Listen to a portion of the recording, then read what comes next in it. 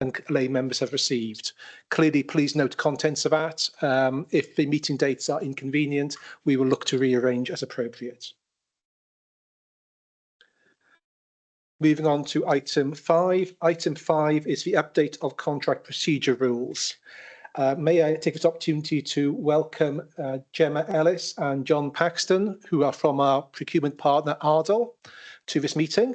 They'll be introducing this item, and then we will then, as per usual, go to members for questions and comments. So maybe if I could, in the first instance, hand over to Gemma, please. Yes, thank you, Chair. Good afternoon. Yes, I'm Gemma Ellis from Ardell Procurement, which is a collaborative procurement service for Monmouthshire, Cardiff, and the Vale of Glamorgan and Torfaen. So I'm going to present the paper on the proposed changes to the contract procedure rules. So there's two key pieces of legislation which are due to come into force. The new Procurement Act 2023, which is due to come into force on Monday, the 24th of February, and the Social Partnership and Public Procurement Wales Act, which is due to come into force later this year, possibly early next year now, having recent discussions with Welsh Government. So due to these two pieces of legislation, we've now needed to review our contract procedure rules. So just a reminder, the contract procedure rules provide a corporate framework for the procurement of all goods, services and works for the council. The purpose of the CPRs is to ensure the council obtains value for money and conducts its procurement activity openly and transparently, to ensure that we comply with all English and Welsh law, to support the achievement of the 7 Wellbeing Goals for Wales, as set out in the Wellbeing of Future Generations Act, and to ensure that we have procurement procedures which, when followed, protect members and officers of the Council from any allegation of acting unfairly or unlawfully in connection with any procurement by the Council. So we've worked really closely with colleagues in internal audit and legal services to review the contract procedure rules to ensure that we've incorporated the requirements of the legislation, particularly to provide guidance on the transparency requirements under the new Act. So as contracting authorities, we need to be more transparent in our decision-making process throughout the procurement cycle, from the very start of the procurement at early market engagement stage, right the way through to contract award and contract management. This means there's a number of new notices which will need to be published. So the other key change, we are proposing some amendments to the thresholds and procurement procedures and routes to align with the below threshold contract guidance linked to the Procurement Act, and also to try to align our processes and procedures across the 4 Ardell councils. So within the report table, the table contained within section 3.4 highlights 4 key procurement routes dependent on the contract value. So route 1 is for contracts between 0 up to 25,000, where we'll be recommending 3 written quotations are invited. Route 2 is for contracts between 25,000 and 75,000, where service areas are able to conduct the quotation process independently from the procurement service, as they do now. However, a key change here is where we'll be mandating the use of Sell to Wales, because the new notice transparency requirements now come in at this stage. So for every contract awarded over 25,000, we will need to publish what's called a contract details notice on Sell to Wales. So as a procurement team, we'll be providing service areas with lots of training and guidance on what needs to be done. Route 3 and 4 then, from 75,000 up to procurement threshold and above procurement threshold, service areas will need to engage with the procurement team, and we will conduct the procurement process and ensure that all the transparency requirements are met. So section 3.6 of the report then outlines 4 key documents which we will be implementing to make sure we've got a really robust audit trail to cover the key stages within the procurement. So the first document would be the procurement quotation record form for all contracts awarded between 10,000 and up to 75,000. So this will evidence the process followed and obtain the necessary approvals. The second document then is the pre-tender report, which would outline the procurement process to be followed, the strategy, and obtain approval to issue the tender. The third document, and that document is already being used here in Monmouthshire. The third document then is the contract award report, which will outline the outcome of the procurement process and obtain approval to award. And then the final document is a contract modification form, which will capture variations to duration of the contract and any changes to scope. So just to finish off, I just wanted to highlight under 3.8 is just some of the, once the rules are approved, we'll be looking to run a clear communication strategy and training program for all service areas. So we'll be looking to publish information articles. We'll be refreshing our buying responsibly training and guidance, which is all in hand and will be published next week. We'll be offering support on sell to Wales and guidance, doing some targeted training workshops and sessions, and we are producing some short animation videos on the different procurement cycles as well.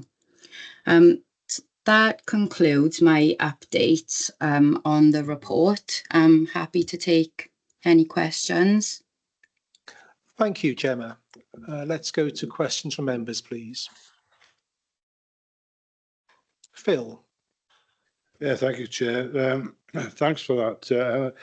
Oh, excuse me. I'm a little bit puzzled by the 0 to 25,000 area where we're on 3 written quotations. Surely there should be some de minimis level there, because it just seems crazy if you take it to the logical conclusion. The other thing I've got concerns about is from now and again we get unfavourable audit reports on procurement cards. I just wondered how strict you're going to be on that aspect. Okay, thank you. So in terms of Route 1, a minimum requirement is 1 written quotation where value for money can be demonstrated, and the requirement to capture the process on the procurement quotation form has got a £10,000 threshold on there. So we will be looking to implement some guidance on proportionality. I completely understand the point, if it's something for £100 spend, we wouldn't expect a full form to be completed. John, I don't know if you want to just cover anything on the procurement cards. I'm not sure. Sorry, I understood the question about procurement cards. It's just that from time to time we get unfavourable audit opinions where people are just not bothering or not following the procedures properly. Yeah. Just wondered about tightening up, really. Yeah, I think some of the changes we're making, as Gemma set out, key is creating digital forms. So these are all downloadable from the Ardal website and will be available on Monmouthshire's site as well. So they give visibility not just to the procurement team but also the audit team in terms of what is happening across the piece, and allows for investigations or deeper dives, I suppose, into the processes that are ongoing. That quotation, certainly the 0 to 25, we're encouraging people where the market exists to use local suppliers as well, because I know all councils are obviously keen to maximise the spend within their local area. Does that? Yeah, but there's still no guidance, or not yet anyway, that I can see as to where you're going to land in terms of acceptable threshold. It's just still completely empty. I'm not. Yeah. You know, if I want to buy something for £2.99 in Tesco's, have I got to fill in a form? That's a little bit ridiculous, but you know what I mean. Yeah, I think we're looking at the form to be filled in definitely for everything above £10,000, and we're encouraging it to be filled in below 10,000. We're also encouraging that form if it's above £10,000 and you're not getting 3 quotations. We'll be looking for an explanation around why and how you can demonstrate that you were achieving value for money. Yeah, so you wonder why it says 0 to 25 and not 10,000 to 25. Anyway, there you go. Okay, we're likely to come back to that point in a few moments' time. Let's go to our members and we'll possibly circle back. Martin, please. Thank you. I was going to pick up Councillor Murphy's point there about having some sort of de minimis, even if it isn't 10,000. Things that are clearly small beer. Somebody went out to buy some stamps. Lots of people working from home nowadays don't necessarily have a franking machine, etc. We have to be practical and logical. I went and spent whatever it is, £1 on a stamp nowadays. I mean, that seems nonsensical to be jumping through procurement hoops. There's only one price, there's only one place you can go, etc., etc. Filling a form for that seems an obvious example of a nonsense process, which is actually slowing the organisation down and creating bureaucracy, creating cost where they needn't be there. So that's my first question. There needs to be something that says de minimis, to use Councillor Murphy's phrase. And secondly, the categories, the 25, 75s, those numbers have been around for an awful long time. And I know some of them were in ODU, etc., and they could equivalent levels, and they were set by the EU. Is there an intention for these thresholds, I guess, to move up with inflation? Because everything costs 30% more than it did 3-4 years ago now. I wonder whether there's any wider conversation about thresholds moving upwards. Thanks. Okay, thank you. So in terms of your first point, in the lower value, de minimis threshold, we can certainly take your feedback on board and look to see whether we need to start that at 10,000. John, we can take that back on and have a look at strengthening some of the wording and our guidance around that, because yeah, completely take your point. You know, if it's a spend for stamps, good example, yeah, we wouldn't expect to jump through hoops. And, you know, we are saying one quotation, you know, one is acceptable, you know, in terms of proportionality and value for money. So we certainly look at that. Thank you. Second point, in terms of the thresholds. So the Procurement Act thresholds are reviewed every 2 years. So they will always change every 2 years. And then in terms of the other thresholds that we've set, the 25,000 Route 2 threshold we set purely because of the publishing requirements. So we wanted to align our guidance with that particular threshold. And then the reason we put in 75,000 Route 3, again, was to set a threshold for when service areas should engage with the procurement team. So that was our thinking around the different thresholds. And, you know, and again, coming back to trying to align across the 4 local authorities as well and find some commonality so that the team can provide a more efficient service then. I was really happy till you just said a line across the 4 local authorities. I was going to say a line across all of public sector in Wales, and perhaps that's wildly ambitious to do that. But some of these thresholds, the Sell to Wales thresholds, etc., are Welsh government driven, aren't they? So can we please have consistency? I guess what we're doing is having a more or less bureaucratic process here than exists elsewhere. My plea to you. Thank you. Absolutely. And just to add to that, we do work closely with Welsh local authorities across Wales, and we have undertaken that piece of work to review thresholds across the board, across all local authorities in Wales, to ensure that we are trying to align wherever possible. So, and I believe we are really close with most local authorities across Wales. Let's go to Rodri, please. Thanks, Chair. Gemma's already touched on my question, but I just wanted to clarify. At 3.8, where you're talking about communicating training and support to officers, I just wanted to check that work was all in train and ready to roll out given the timescale, so it was done in a timely manner. Thank you. Yes, it certainly is. We've been working really hard to get all of our guidance documents updated. So we've got extensive guidance documents ready to be published for go live on Monday, called our Buying Responsibly guidance, which takes service areas right the way through all of the different procurement routes. The animation video, I think, is going to be ready and published next week as well.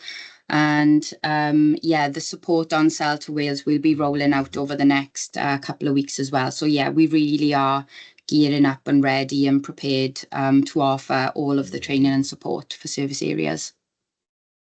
Yeah, the animation videos are 2 short 5-minute videos that take people through the kind of procurement flowchart and explain the 4 procurement routes.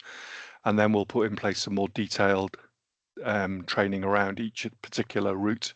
But yeah, as Gemma said, the Buying Responsibly guides, they've all been updated, and they're a step-by-step guide really to guide officers through the procurement process, and hopefully they're an easy read, not too much procurement jargon in there. But yeah, the animation's looking good. And yeah, we're hoping to get that on our Academy website, which will be available for staff from Monmouthshire to access. They'll just need to register on that. So we'll get some communications out as soon as that's ready.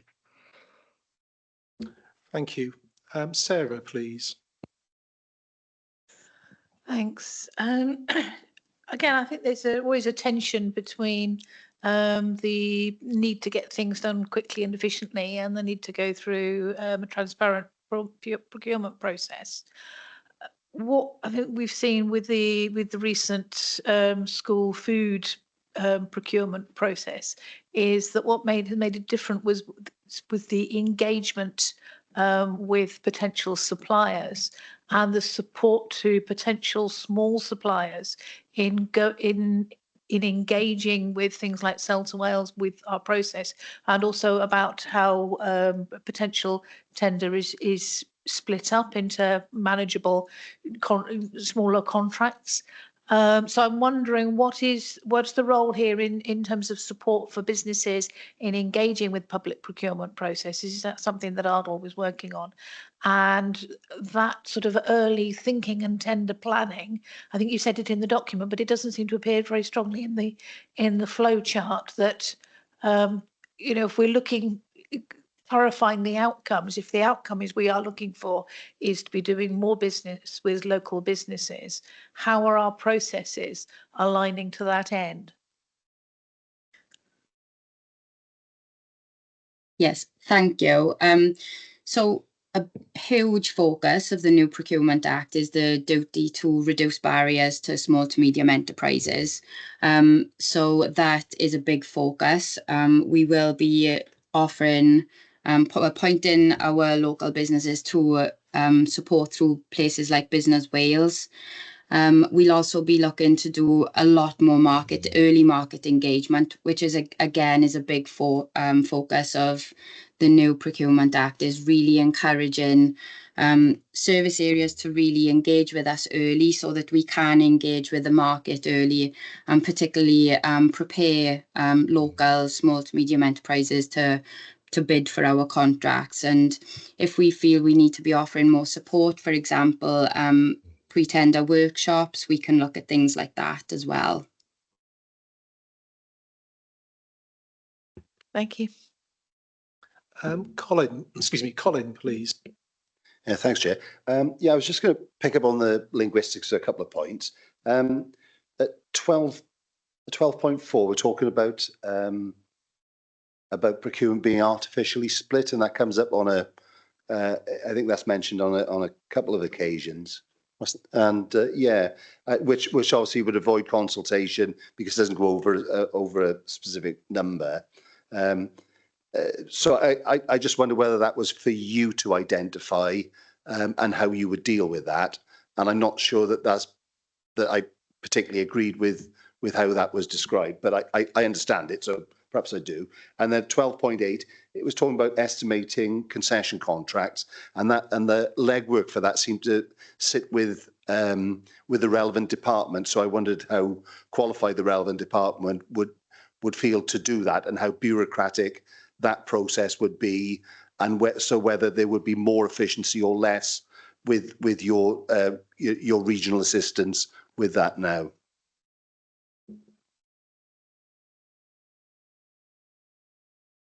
Okay. Yeah. So a big part of our guidance is, is determining the contract value, and we've put in our guidance documents that if service areas are unsure, they come to engage with us, and we can certainly help, to calculate what the contract value should be for any requirement. But yeah, a key thing is, we need to guide service areas to say you mustn't artificially split values to avoid certain thresholds.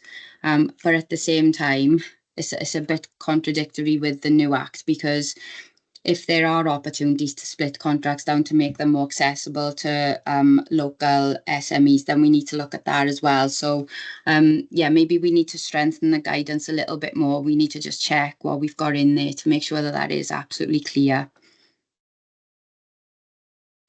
Okay. Yeah, and it was just that on the concession contracts, that just seemed quite, that seems to invite bureaucracy, but which I presume with streamlining and outsourcing, with that, that was one of the objectives to reduce bureaucracy. But I don't know if you can comment on that. Yeah, so as a service, we are not looking to put more bureaucracy in place. I guess with concession contracts, they do need to be calculated slightly different. So we were just trying to explain that clearly within the contract procedure rules. But again, we're always on hand to offer service areas any advice in that sense. Thank you, Chair. Okay, I'm not seeing any other hands being raised. So let me try to summarise where I think we are. This committee has been asked to note and consider the draft CPR. The committee's raised a number of points, and if I could summarise those points really in respect of as Sarah said, the inherent tension between ensuring transparent purchasing versus the need to have a value for money process which doesn't overly constrain the council's agility. And I think you've heard some concerns over the absence of a de minimis value in respect of the need for one quotation. Given all of that, I think the view of this committee is that whilst we are generally supportive of this draft CPR, we cannot accept the document in its current form. So I do note that it's going to council on the 6th of March, but I do think you need to reflect carefully on what this committee has said and possibly make adjustments. If I could, as an action for this committee, Wendy, could you draw the council leaders' attention to this discussion at this committee and this committee's comments in respect of the need for a de minimis threshold? That is my summary, but look to committee members for any contrary views, please. Okay, thank you. In which case, we conclude that matter. Thank you, Gemma. Thank you, John, for your attendance. Please feel free to dial off as appropriate. Thank you. Thank you, Chair. Thank you all. Okay, let's move on. We're now on to item 6. Item 6 is the Q3 Treasury report. I can see John Davis, our Head of Finance, online. So John, over to you to introduce the paper, please. Thank you, Chair. Good afternoon, everyone. Yes, this is the third quarter update for our Treasury management activity.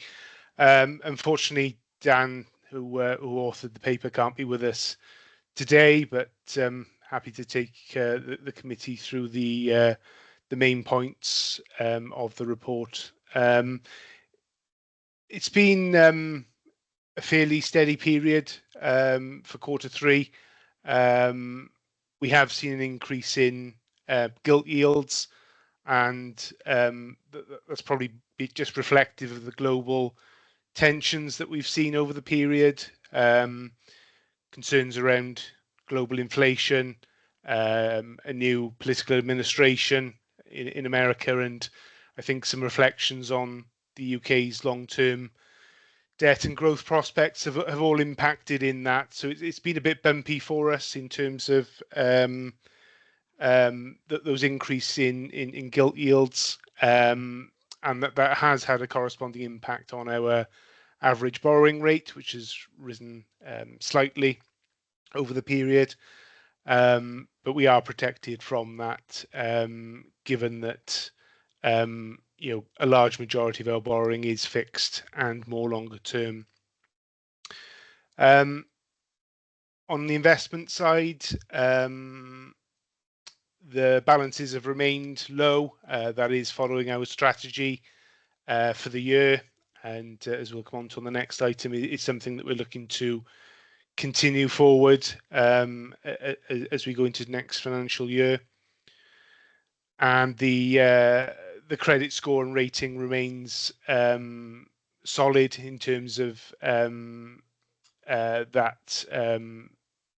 score, which has declined period by period during the year, which shows we have sufficient security around those investments. In terms of our externally managed pool funds, I know this is always a focus of the committee, and rightly so. It's pleasing that continues to give us a good income return, well above cash returns over the period. There's a slight typo in the key messages of the covering report. There has been a capital gain during the quarter, and it does show a negative percentage in that table, so that is a typo. We do still have unrealized capital losses on those.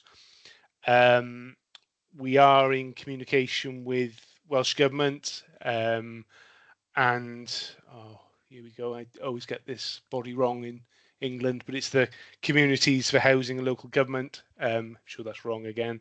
But there is a statutory override in place at the moment. There's been a lot of press recently around that potentially ending at the end of this financial year. Those discussions remain ongoing. We are hopeful that there will be a compromise position reached on that, which allows existing investments to maintain that override, and for any new investments potentially to not have that override. So that's very much a live conversation and something that's going to need to work through over the coming weeks, but we'll keep a close eye on that. As we've maintained to committee previously, we hold a sufficient Treasury management risk reserve to cover those losses should they need to be realised in the income and expenditure account at the end of 25-26. I think just briefly then, just taking us down through the report, we maintain our position in terms of environmental, social and governance approach. That continues to be proactive in so much that we are investing in a specific fund that, whilst it has marginally lower returns, has ESG specific approaches at the heart of its approach to investing. And I think finally, just on terms of our non-treasury investments, we continue to see improvement in those.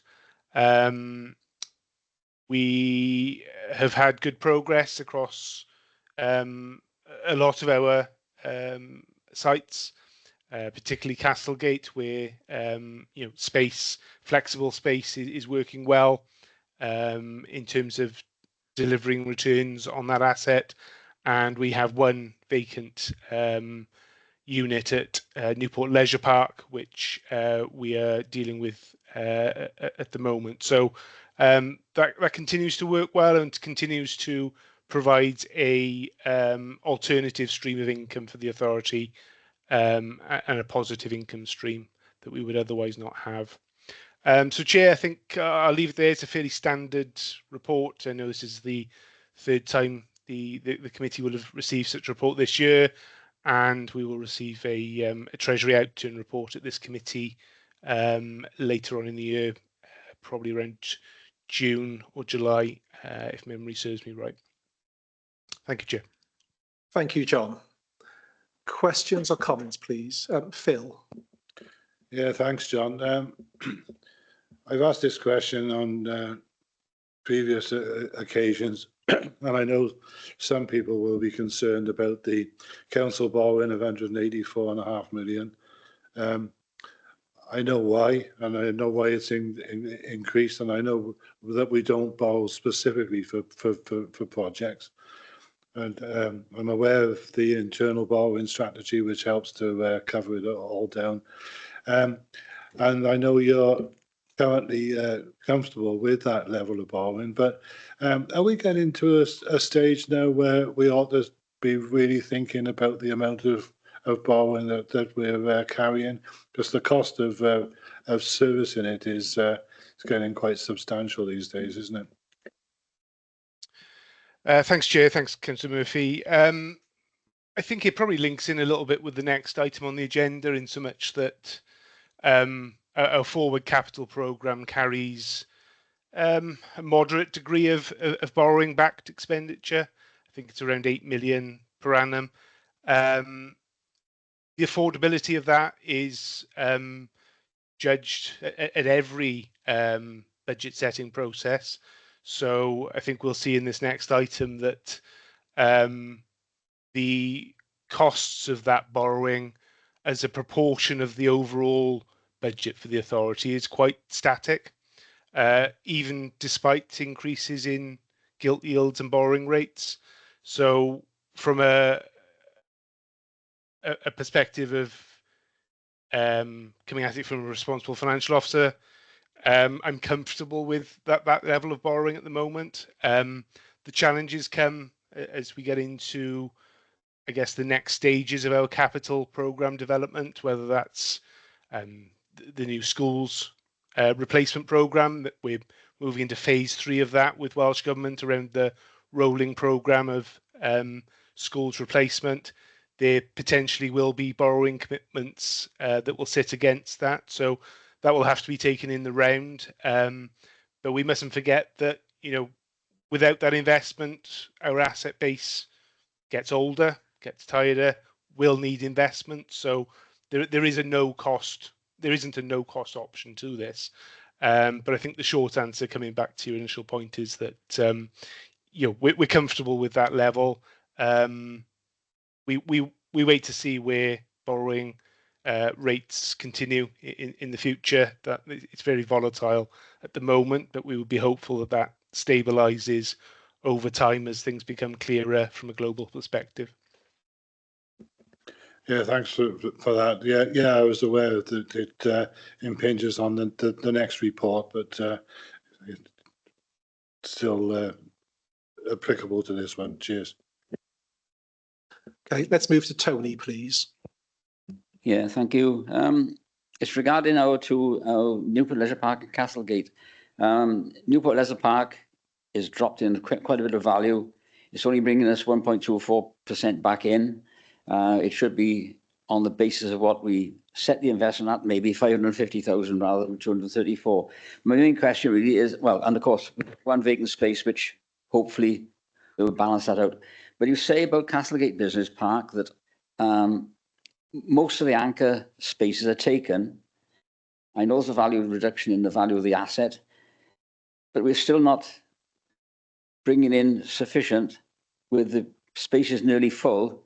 How do you expect, what is the expectation on returns if we do get those spaces full? It seems to me that we're sailing close to the wind on Castlegate Business Park and not so far ahead of the wind on Newport Leisure Park. Thank you. Thank you, Chair. Thank you, Councillor Eason. I think firstly it's important just to note that these returns on investment are returns that we wouldn't have had without that borrowing-backed investment in these assets. So that is an income stream that would otherwise have to be met through increased grant, increased council tax, or a reduction in services. So that's a real positive, and remains a positive for us. I think you're right to touch upon the risks around those income streams. Whilst we have seen improvements in the take-up of that vacant space, if we look at Castlegate firstly, that was an anchor tenant, that was a big space to fill. We have had to engage in rental concessions to attract individuals and businesses into that space, and that's natural. That would happen across any retail space or investment asset space that we would have. So those rental concessions will taper off as we now move into 25-26 financial year, and those returns will pick up. We're obviously engaging and advertising quite heavily to fill the remaining space, and looking at alternative options around that as well, and in the wider realm of all of our assets as an authority as well. In terms of Newport Leisure Park, it's been a solid return for us. Doesn't quite hit what we expected in the original business case, and not yet. But I think with one vacant unit to fill, we're hopeful that will be full shortly, and we can get returns back to the levels that we were expecting in that original business case. So I think you're right to highlight the concerns, Councillor Eason. But as you all know, I know you're close to Castlegate. We're very proactive in this space in terms of getting that remaining space filled. Can I come back on the Castlegate one? Is there any thoughts of the future of allowing retail to be exercised in that place? I know there's restrictions on it because it's closer to the Caldicot town centre, but there have been expressions of interest from some businesses who would like to go there because of the actual restrictions we got in the authority. It couldn't be fulfilled. And not, I know it's a balls in the air job which ball lands in which hand, not this one. It's a predicament, I think, that we as a council have got as to where we set our sights on in the future. Tony, if I may, was this a legitimate question? I don't think it's a question for this committee. I think it's a question that needs to be asked elsewhere, if that is okay. Can I ask John's advice? Where best would that conversation be best had, please? So we have periodic reporting through the scrutiny committee, the performance and overview chair. So I think you're absolutely right that is a question better suited to that arena, if that's okay. Thank you. Tony, if you could do that, please. Okay, thank you ever so much. If we could go to Martin, please. Thank you, Chair. John, thank you for the report. And actually, thank you for the talk through, which is usually more enlightening than reading the paper itself. So thank you for that.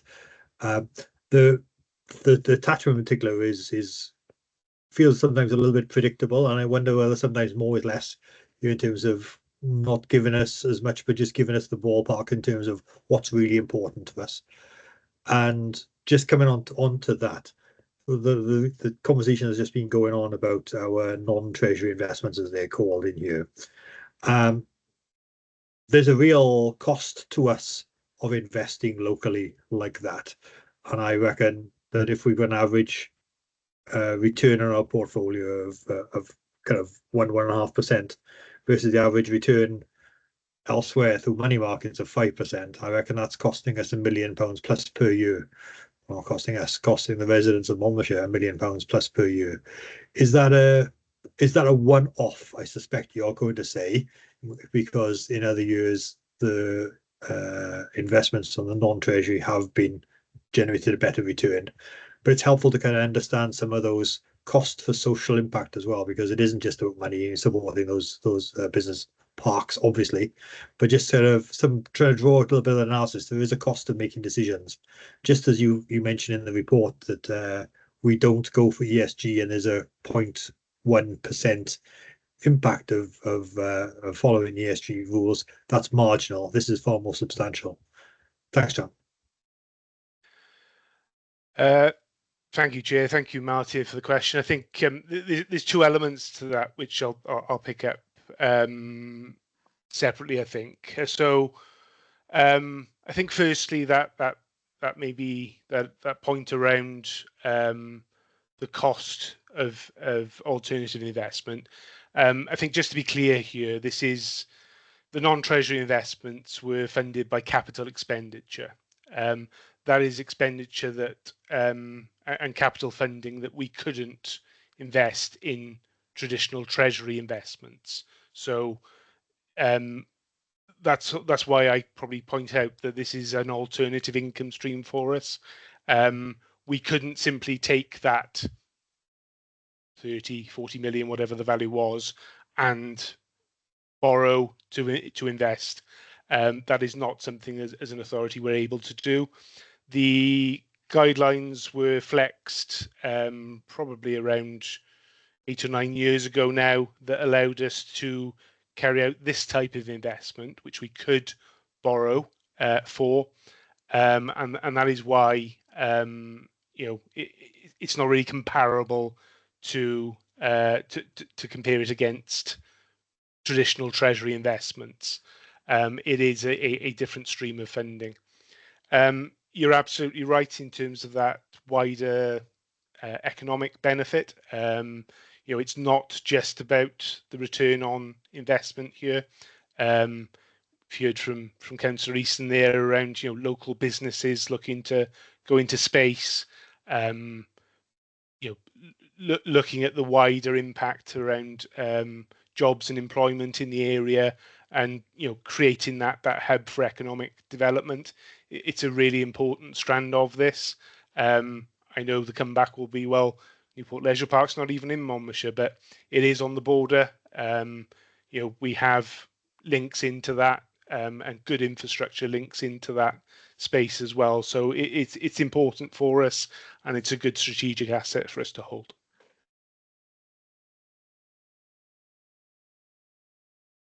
Okay, thank you. I'm not seeing any. A big pardon, Phil. Just one more question. I don't know whether it's appropriate here, but whenever we report on NLP, Castlegate, whatever solar farm, we never mention the Innovation House. How are we looking on that? Are we still got a lot of space there? Are people interested? I always think Innovation House ought to be part of that list, but anyway, there you go. I know it wasn't part of the 50 million. Thanks, Chair, and thanks, Councillor Murphy. I think you're right. Your last point hit the nail on the head. I think in terms of it wasn't part of that investment, but I think here there's a point there around our wider investment portfolio. It's not just Innovation House. There's a county farms base. We have other industrial units across the county, and whilst some of those are historic and linked into various complicated arrangements, it is important that returns are made on those assets. That is all part of the wider estates rationalisation programme. I think probably wouldn't have termed it rationalisation. I think probably our optimisation programme fits better, because it's looking at our asset base in a more holistic way and making it work for us. So the specifics around Innovation House, I haven't got a latest update, Councillor Murphy, but if you'd like me to send some details on to the committee around the latest position on that, I'm happy to do that. That'd be useful, Chair, because I mean it's a major asset, and an awful lot of it's still empty, as far as I know. Okay. So just following up on Phil's question, then, where is the information on the asset base, for example, Innovation House and the other examples you quoted, John? Where is that? Where are those matters discussed? Which committee, please? So I think ultimately the performance of those assets comes into the performance and overview scrutiny committee. That'll both be part of the periodic report I mentioned around our investment portfolio, but also our budget monitoring captures the financial monitoring around those arrangements, which will be reported through our resources directorate. So it's captured in a couple of different ways throughout the year. Thank you. And so it follows from what you've just said, there's no role for this committee in reviewing the returns in respect to those assets. Is that correct, John? I think that's the way that the modified arrangements that are now in place are working, Chair. Yes, I'd agree with that. Okay, so just hand over to Peter Davis, our Interim Chief Executive, for comment, please. Thank you, Chair. It's only a brief supplementary comment. So just to add one further point to John's latter input to that query. So just to create a line of separation, which sort of comes back to I think you somewhat referring Councillor Reeson on and maybe his queries into performance and overview scrutiny. So in terms of, and the committee will remember, just in terms of commercial investments, you know, that has transitioned over now and into performance and overview scrutiny committee. There's a requirement for periodic reporting into the committee specifically on that. Separate to that, in terms of the suite of enabling strategies, people strategy, asset management strategy, digital data strategy, etc. There will be annual reporting in terms of progress with those. So if I dial back into specifically the asset management strategy, John's reference to asset rationalisation in his wraparound context, that will be captured as part of that progress update at that committee. I guess the Governance and Audit Committee's role really is just making sure that the robustness of those arrangements are present and operating effectively and efficiently. The Performance and Overview Scrutiny Committee are satisfying themselves, again, says it in the word, I guess, but in terms of performance and making sure that they are delivering efficiency and effectiveness for the Council, value for money. Yep, thank you. That was helpful, Peter. I suppose there's an open question in my mind about how we assure ourselves that the other committees are sort of doing what's required, but I'll take that away. Okay, I'm not seeing any hands up. So to conclude this matter, thank you, John. We note the Q3 update and take comfort from the information provided. We now move on to item 7. Item 7 is the capital and treasury strategy for the forthcoming financial year. Yet again, John Davis, our head of finance, will introduce the item. Clearly, there's some complexity here and quite a bit of ground to cover. But going back to a point Martin made in respect to the previous report, can you be clear when you're introducing this item, please?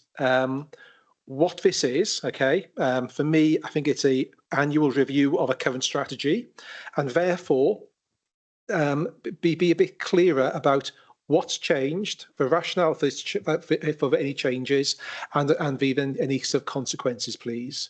And then I'll go to questions and comments. But over to you, John. Thank you, Chair.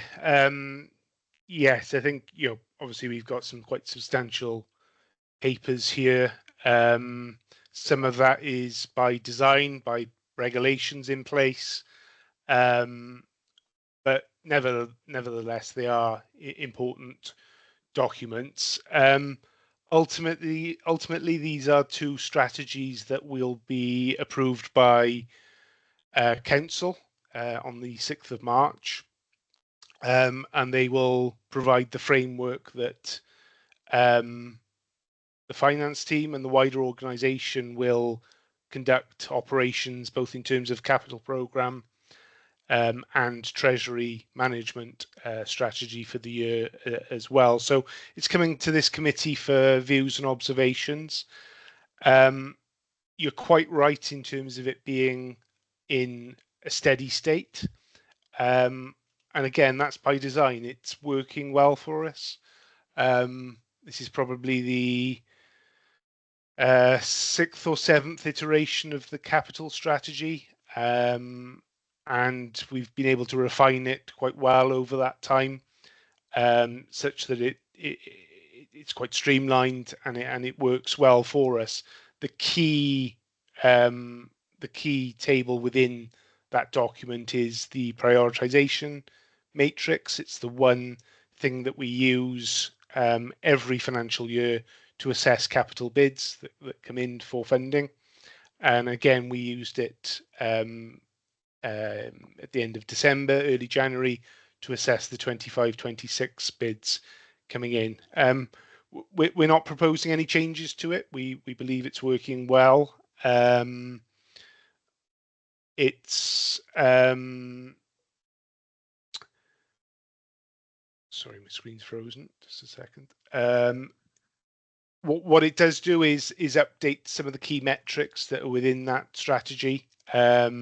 So it reflects the draft capital programme as updated and presented by Cabinet in January, and the funding streams that sit behind that.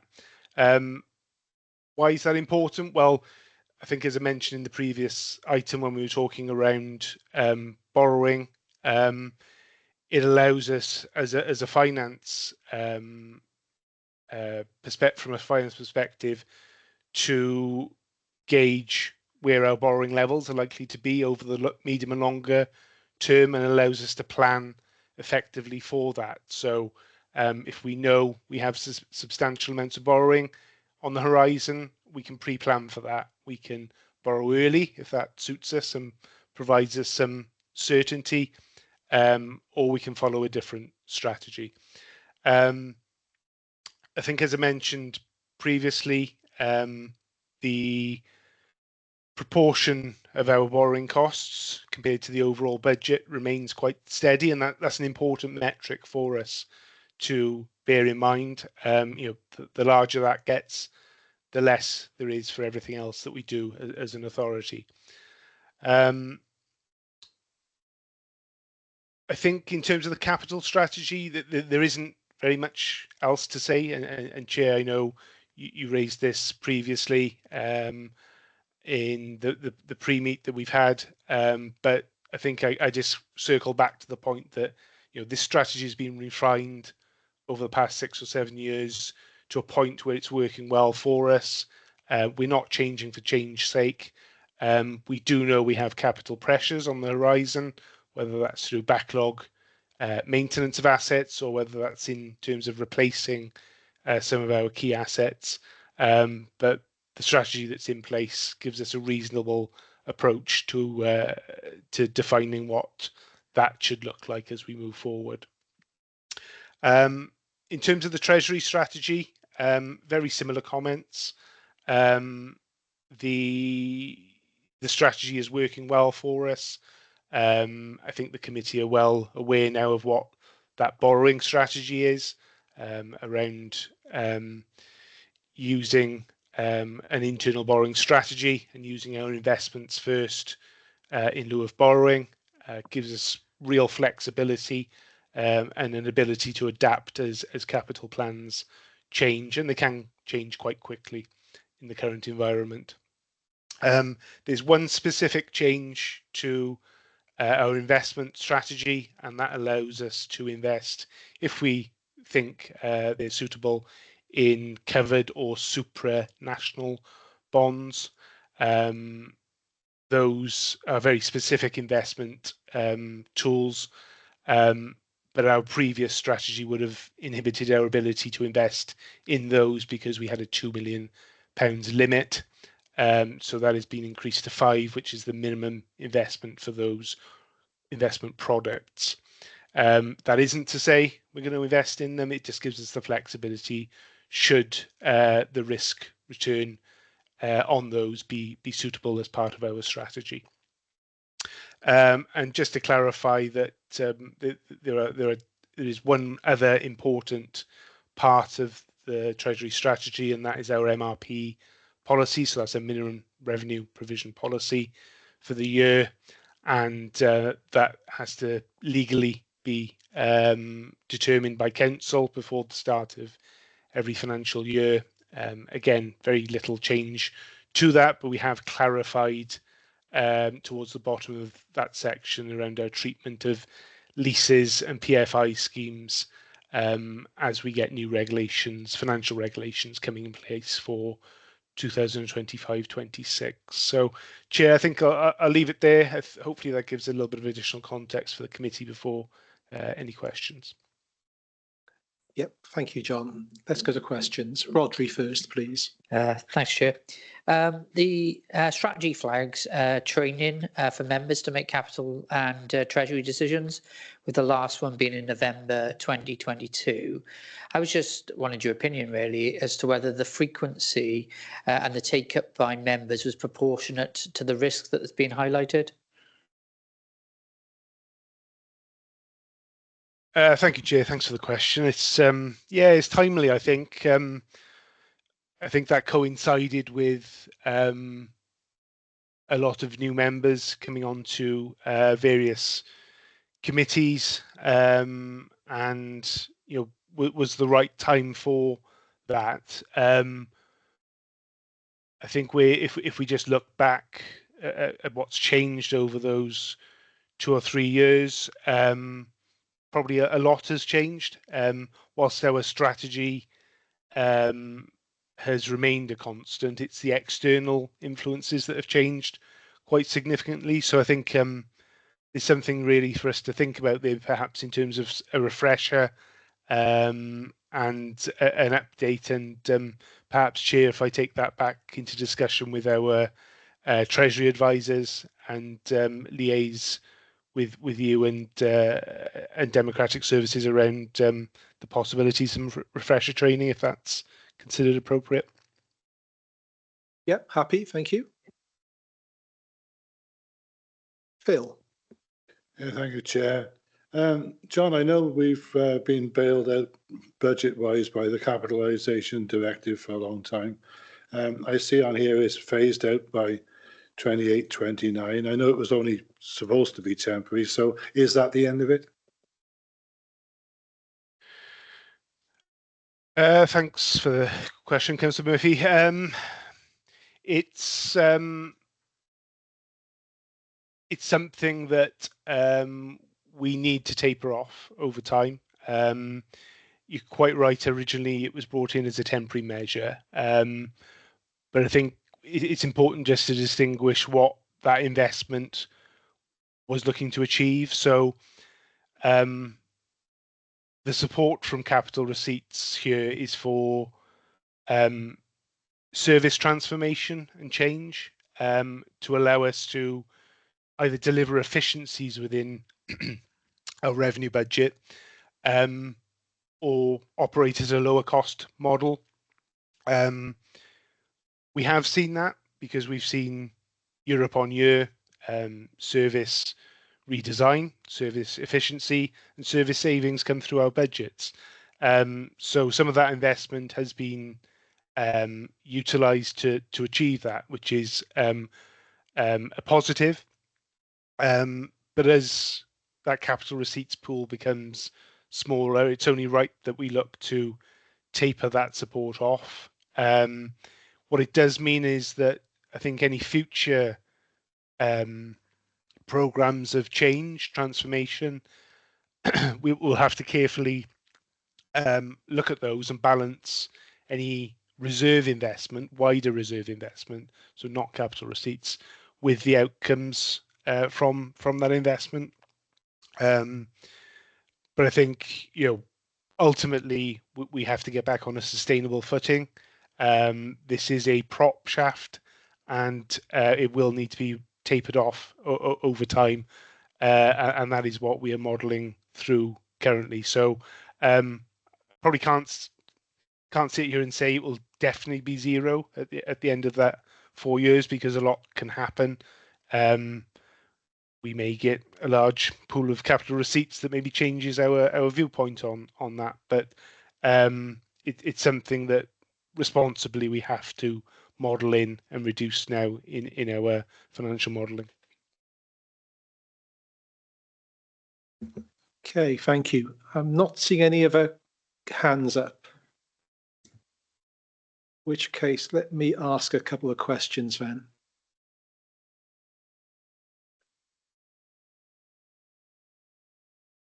All right, just getting to my notes. So in terms of the capital strategy, I think you've explained very clearly why the quantum of capital expenditure is affordable. But I'm slightly unclear as to whether the quantum is actually sufficient in order to, for example, as I asked in the pre-meet review, John, whether it actually sort of prevents the further sort of deterioration of our capital assets, or possibly sort of even results in the increase in backlogs to our maintenance portfolio. Can you just say a few words about how you've actually sort of considered both affordability and sufficiency of capital spend over that period, please? Thank you, Chair. It's a real complex issue for us. I think there's no one answer to this question. I think when I talked earlier around asset optimization for us, that is the wider lens that we probably have to take across our asset base. It is a complex asset base. It's not just about buildings. It's bridges, it's roads, it's vehicles, it's public rights of way. There's lots and lots of it. You're right that we have backlog maintenance issues within that. It has further deteriorated through a period of financial challenge for local authorities over the past 10 to 14 years. And we've adapted and flexed to probably target the most high need areas through condition surveys and plans and such like. We've also been able to dispose of buildings, repurpose them. We've also been able to attract significant grant funding to aid in update of a lot of our assets as well. We are being helped through the budget situation for next financial year, where that will give us some headroom to invest in our highways assets. That was built into our draft budget for 25-26 and will be a start to recovering and making a dent in some of that backlog. But this will take time. So I think it's I think the reason I say it's a very difficult question to answer is because there's many ways we can approach this. And I think that asset optimization approach to it is going to be important. And the answer is probably very different depending on which assets we're looking at. For instance, vehicle fleet. Yes, we have backlog issues within some of our fleet, but there will be a move towards electric fleet as time progresses, and that will attract significant grant investment. So very difficult for us to have one approach to this. But I think what our current capital program does is allows us to target those most high need issues at present. I would probably argue that it doesn't allow us to go any further than that currently without further borrowing, which probably isn't affordable at the current time, or grant support, which we're always looking to attract and been successful in attracting through various streams as well. Thank you, Chair. No, thank you, John. Appreciate the complexity of the subject matter, and your answer was really helpful, noting that there's some residual uncertainty. A couple of other points. Table 5 on page 30 of the document, I think I was quite surprised at how low some of the individual counterparty limits were. So, for example, £2 million per bank. I don't expect a comment at this stage, John. I think it's just an observation. I do wonder whether that's introducing unnecessary operational complexity, but that's a discussion possibly for another day. A more material point is in respect of strategic pooled funds. You highlighted quite rightly in your Q3 update a few moments ago about the reasonable returns being sort of received in relation to those assets. Can I check what is the expectation for next financial year in terms of how much you'll be looking to invest in those pooled funds, given these superior levels of returns compared to our other investments, please? Thank you, Chair. So I think, as I touched upon in the previous item, it's a very live situation in terms of the statutory override that is in place for these investments. If that statutory override ended at the end of March, I think it would be very difficult for us to argue for further investment in those pooled funds. I think the risk that the capital value and fluctuation in capital value is goes straight to our income and expenditure account and impacts our council fund. The risk is too great. So I think from that perspective, we would be very reliant on that override continuing. If it continued, I think there's an argument that further investment, given the good returns on it, would be could be looked at. But I think this is about proportionality. Our average investments are very close to £10 million. We try to keep those as minimal as possible. So we have £4 million in pooled funds already. So that balance of cash, pooled fund investments, money market funds is the important metric, rather than perhaps chasing those returns. So we always operate in that model of security, liquidity, and yield in that order, and that will always be the overarching principles that we look to invest with. So thank you, John. I accept the argument, I accept the overarching principles. I suppose I'm just encouraging you to continue to review that area and look to take a higher risk appetite to seek greater returns as appropriate. Okay, I'm not seeing any other questions or comments, so I think we conclude this item by noting the strategy documents. We've made several comments, and we are happy to endorse the strategies as is for onward submission to council. Thank you. Let's move on then to item 8. Item 8 is the Internal Audit Quarterly Progress Report for Q3. I'll have a hand over to Jan Furtek, our Interim Chief Internal Auditor, to introduce the item. Thank you, Chair. Yes, this is my regular report to committee, and the purpose of the report is to consider the performance of the internal audit team and the adequacy of the internal control environment within the council based on the outcomes of our audit reviews and opinions issued up to the end of Q3, which is the 31st December 24. So since the start of the financial year, the internal audit team has completed 35 audit jobs to draft stage from its internal audit plan. 22 of those were opinion related, and they're shown within the table at Appendix 1 of the report. So as a summary, during Q3, 8 opinions had been issued in draft, and all of them received a reasonable assurance rating.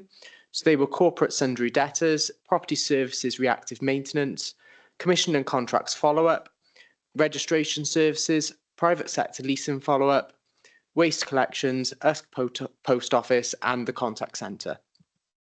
It's pleasing to report that during the quarter, no unfavourable audit opinions were issued. However, as detailed within my previous quarterly report, one opinion job had been issued during the course of the current financial year with a limited audit opinion, and that hadn't been reported into committee. So that audit review was undertaken at Caldecott School, and it was identified a total of 64 weaknesses existed, 3 being deemed critical, 34 significant, and 27 moderate. The findings from that review are located within Appendix 4 of the report. There is, however, some important context for the committee to note in relation to the Caldecott review. So a control risk self-assessment was completed by the school in February 24, which indicated a high level of compliance with expected controls. However, our internal audit review significantly disagreed with that self-assessment. A local authority warning notice was issued to the school on the 19th of April 24, due in part to concerns about the management and governance at the school. Internal audit site visits were conducted in April and May 24, during which key leaders at the school were absent. This was therefore previous to the current head teacher and current chair of governors coming into post. The delay in reporting the outcome of this review to committee was due to HR investigations being undertaken following myself being appointed by the school as the independent investigating officer. Those investigations have now concluded, but the outcome to the process is confidential. Despite the findings from the review, I can confirm that leadership at the school have accepted the findings and are working towards putting the recommendations and management actions in place. I'm therefore not recommending that officers of the school are called into a future meeting of this committee. The school will be subject to a follow-up internal audit review, which will be completed within the 25-26 internal audit plan, and obviously I will report back into committee those findings. So 2 reactive unplanned reviews were completed during Q3. That was an anti-fraud, corruption and bribery risk assessment, which was considered by the committee during our last meeting, and financial assessments of domiciliary care tenders. 8 special investigations and reactive pieces of work have been undertaken during quarters 1 to 3 of the financial year. 6 of those have been completed and closed, while 2 remain outstanding and subject to further investigation. Appendix 3 of the report gives details of the section's performance indicators as of the 31st December. Overall, just over 49% of the audit plan has been completed, which is slightly behind our 50% target, although projections are such that we will more than make up for that during Q4. Where unfavourable audit opinions have been issued, so that's limited assurance and no assurance, they're followed up within a 12-month timescale to ensure that agreed actions have been taken by management and internal control systems are improved. At the end of Q3, 5 follow-up reviews had commenced, and of those 5, 2 reports had been issued, both with improved opinions. So that was Adult Services Commissioning and Contracts and Private Sector Leasing. So it's pleasing to say that they both received more favourable audit opinions following their follow-up review.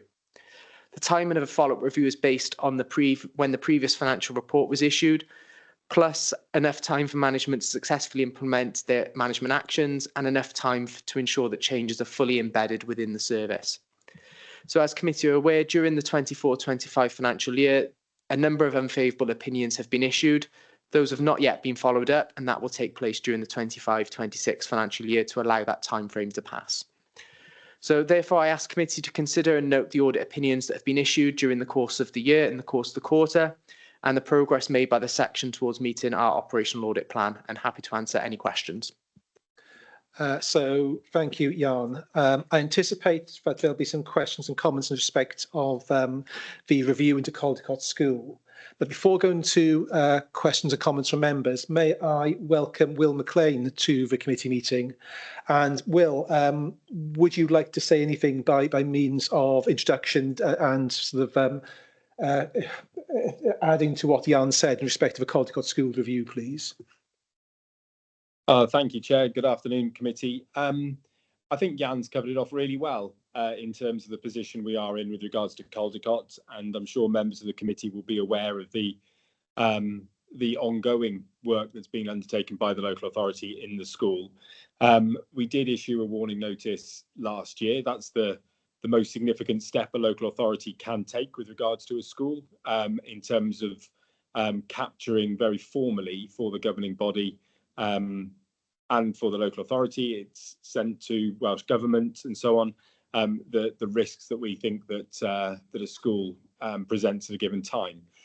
Within that, there was an element relating to finance and governance, and that was fed back to the school. And we're continuing to work with the school very closely as they work through their recovery, I guess is probably the best word, actually. Obviously, committee members may be aware that the school has since been inspected by Estin and was found to be requiring significant improvement. And again, we work very closely with the school to support them through that process as well. And some of the governance aspects and around the financial management and so on featured within the post-inspection action plan, which has been submitted to Estin and is supported by both Monmouthshire County Council and the Education Achievement Service. I think the work that Jan and the team did really shone a light on some of the very evidently poor management practices that existed in school at that time. I think we've seen changes in staff, new appointments that I hope will make a significant difference in the school. And we'll be able to test that with a return visit in the current year, or in the next current academic year, hopefully in the next administrative year. So happy to take questions, Chair, of course. Thank you, Will. Very helpful. If we go to questions, then we start with Martin, please.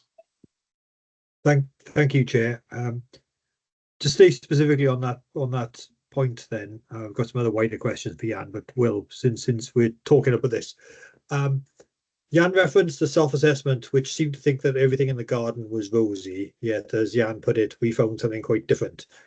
Was that, well, let's find my words carefully here, was that willful, a deliberate misstatement of the situation, or was it ignorance and not understanding the processes they should have in place?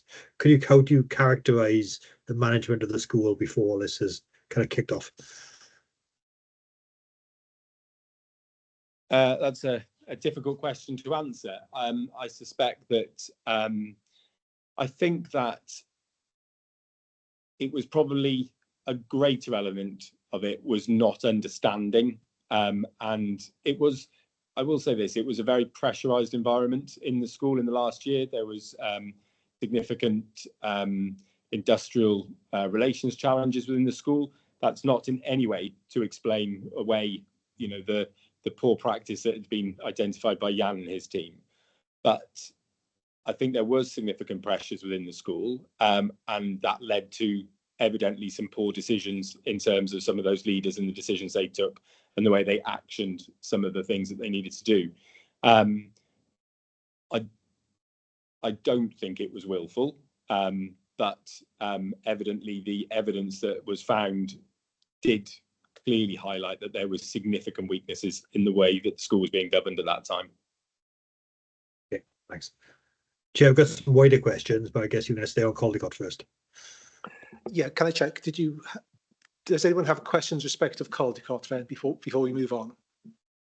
No, I think we're comfortable. So back to you, Martin. Thanks. So Jan, I noticed that in the last quarter, 8 reports have been done, but they're all in draft.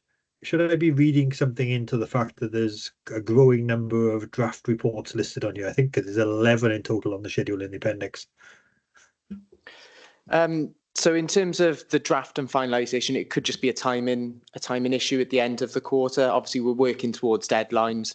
We are looking to get the majority of them finalised as quickly as we can. But obviously, once we issue a draft report, we have to leave enough time for management to consider that report and come up with their actions. We then need to agree those actions with the management team. So there's nothing that I'm concerned about in terms of finalising the reports. I think the majority of the ones that we're talking about probably have been finalised by now. There are one or two that are still in draft, but there are reasons for those being in draft. An example being Caldecott School, for example, in the fact that we haven't been able to finalise that report. I was out at the school this morning having a draft report meeting with the leadership of the school to look to move that forward. But obviously we couldn't do that process until all the investigations had been concluded. So there's a couple of other reports that might be similar to that. But overall, I've got no real concerns. Thanks. And if I may, one more, Chair. You mentioned that 50% of the program has been done, which is kind of normal, but noting December, we are now in mid-February. I wonder if you can give us a heads up on where we are now, because it feels like a backloaded audit program, as it always seems to be every year. And how do we break the cycle so the work is more evenly spread through the year? It's quite a difficult question, because obviously we start an audit plan at the start of the year. We don't necessarily know exactly what we're going to be auditing. So we'll be starting new jobs on the 1st of April, or potentially shortly after. So we are always playing a degree of catch up. I don't have the stats to hand at the moment of where we currently are. All I can say is that we are projecting to hit our 80% of the audit plan being completed by the end of the year. And so to finish the connections, and it links to the forward work plan, will you therefore be bringing the 25-26 plan to our next audit committee meeting so we can have it in place and agreed before the year starts? That is the intention. The draft plan got sent out to all members of SLT and the department management teams yesterday. So the draft plan is there, it's ready. It's just next committee meeting for committee approval. Thank you, Jan. Thank you, Chair. Rodri, please. Thanks, Chair. I was just wondering if Jan could provide an update to committee members about the audit tracking app. Obviously, we talked about it in year about 2 years ago, didn't we? And it seemed to be like it would bring real benefits to you and wider across MCC. So I was just wondering, is there an update? And if that work hasn't progressed, have you considered alternatives? Yeah, so unfortunately there hasn't been any update on it. The digital team within the council that we're leading on that project suffered a vast number of resignations during a point of the year, and there's currently consideration over the best way forward for that team. And the internal audit recommendation tracker app, it was kind of put towards a lower priority on that, with getting some other key things over the line. And I know there were some priorities towards Christmas time and the new year with HR paperwork. So we're not in a position to move that one any further forward at the moment. Once we've made a decision on what we're doing, then we can look at potentially alternatives. We've kind of just stayed on the current system that we've got that's always worked well. It's a bit more manual intensive, but the system itself works, and we've had no kickback from members of the council and officers to say that it's more unwieldy or anything like that. Okay, I'm not seeing any other questions from members.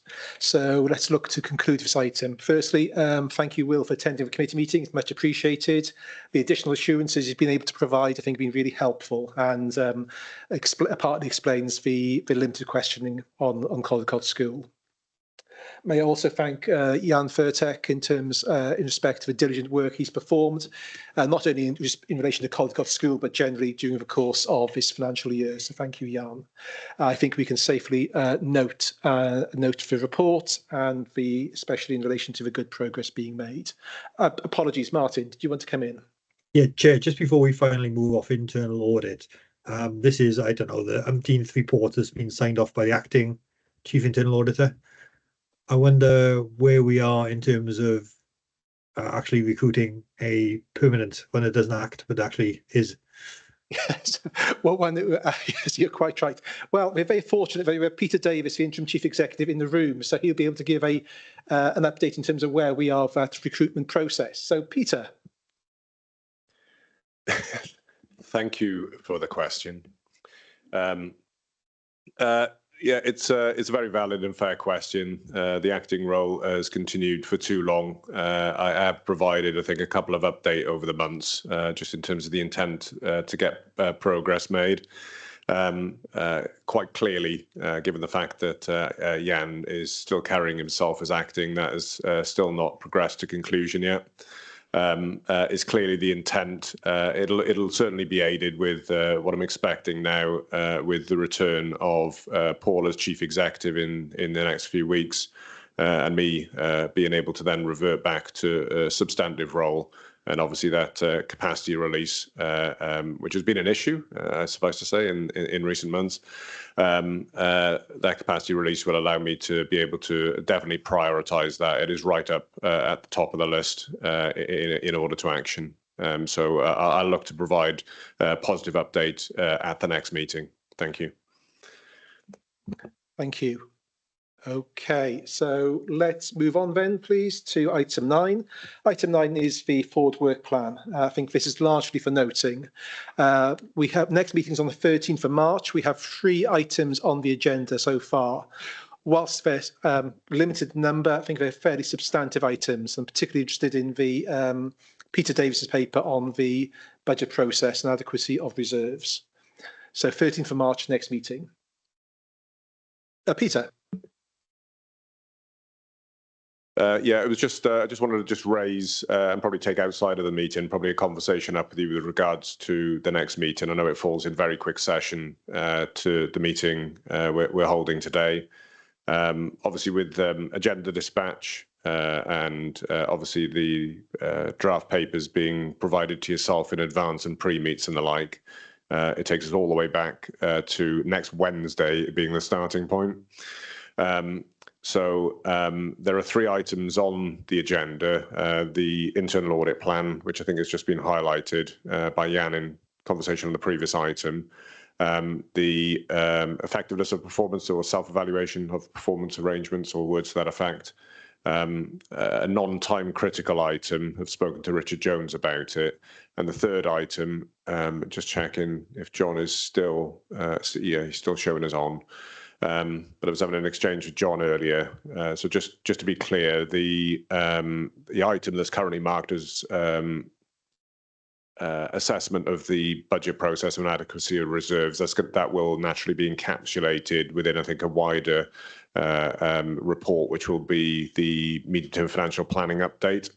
And if you remember back, there was a commitment for us to increase the tempo in that to twice a year. The timing of that is likely to be, and it's unfortunate, the timing of the Governance and Audit Committee meetings, because we want to wait for the Chancellor's spring budget announcement in order for that to inform that next update. I think the next meeting after the 13th of March is the 1st of May from memory, which I think is going to be too early. It'll be the meeting follow that we look to bring that in by way of a composite update and report. So we'll obviously update the forward planner accordingly, but I'm just highlighting it both leaves only 2 items on the agenda for the next meeting, which you may be well satisfied with, Chair. And I think speaking to both Jan and Richard, those are reports that can be brought forward to a 13th of March committee. I'm just highlighting that we may be down to 2 reports, that's all. Thank you. I think you've anticipated my questions. But personally, I'd be happy to, if you could circulate the draft internal audit plan by email to members. We can then look to provide comments as we did last year, and then we can possibly then defer the self-assessment and performance management arrangements to the meeting in May. So therefore, that means that our meeting on the 13th of March need not go ahead. But just to check, members, are they content with that approach? I'm seeing a few nods. Okay, so in that case, we will cancel the 13th of March meeting. Moving on then to approve minutes of previous meeting. I've reviewed the minutes. I'm happy to sign them off unless anyone objects. No, we're good to go. And the final item in the public element of a meeting is to note the meeting dates for next council year. So that concludes the public element of this meeting. So if you could stop the recording now, please, Wendy.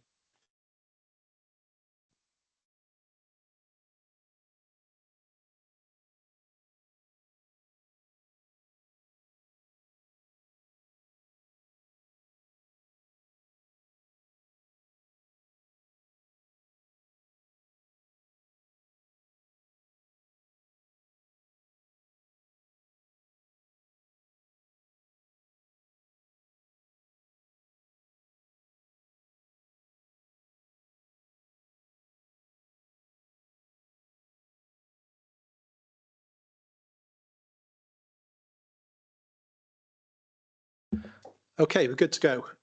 So thank you. Martin, do you want to come in at this point? Sorry, I don't want to be that guy, but in terms of governance, I guess technically we should have a formal vote on item 12 before we stop the recording, just in terms of the process, because we might not agree to move into private sector, and that would therefore you'd have been a bit premature. I don't know how the other committees in the council work. Sometimes we have a bit of a bun fight over whether things move into private session or not, but technically I guess we should do them in the right order. Sorry, Chair. It's a fair point, and I do note you've raised that at the pre-meet. Wendy, what's the standard process here? Or are you aware what the standard process is?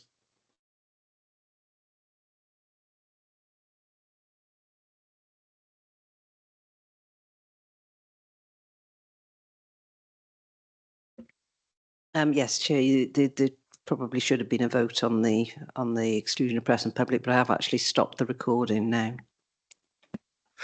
Okay.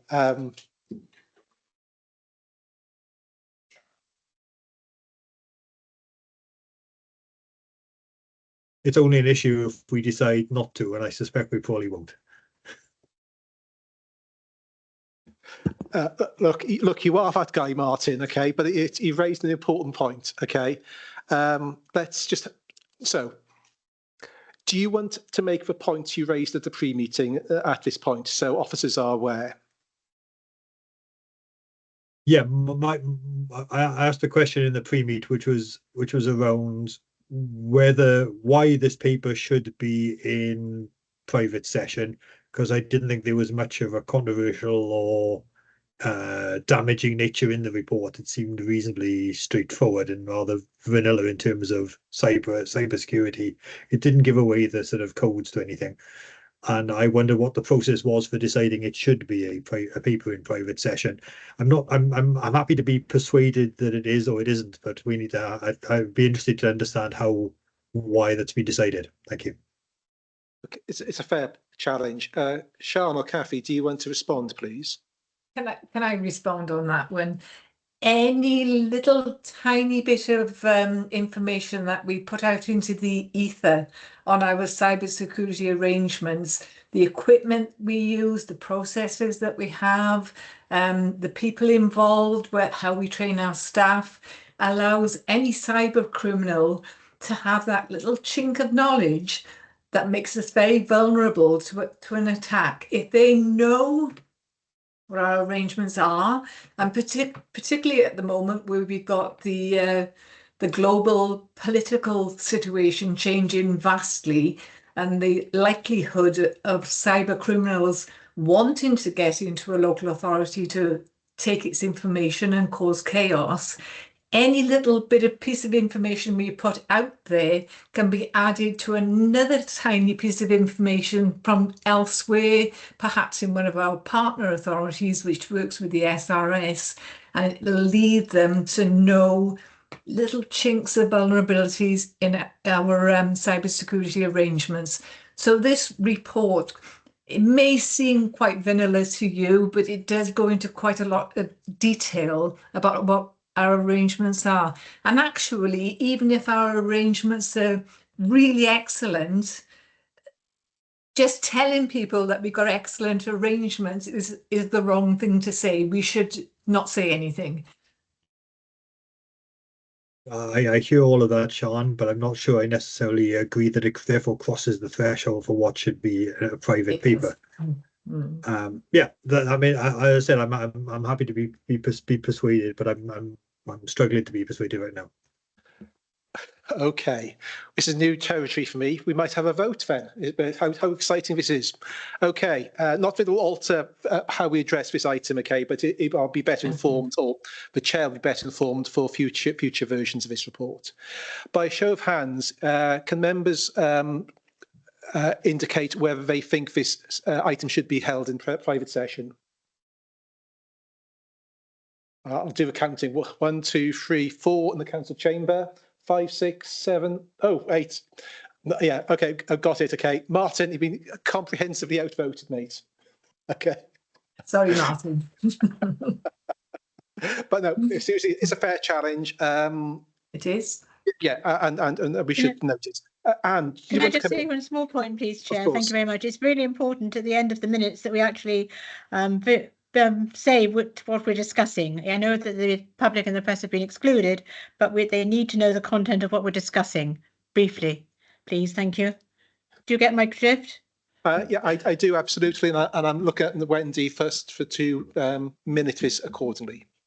Okay, without much further ado, I'll hand over now to Sian and Kathy to introduce the paper. Wait 1 moment, please. We're still recording. Thank you, Chair. I'll actually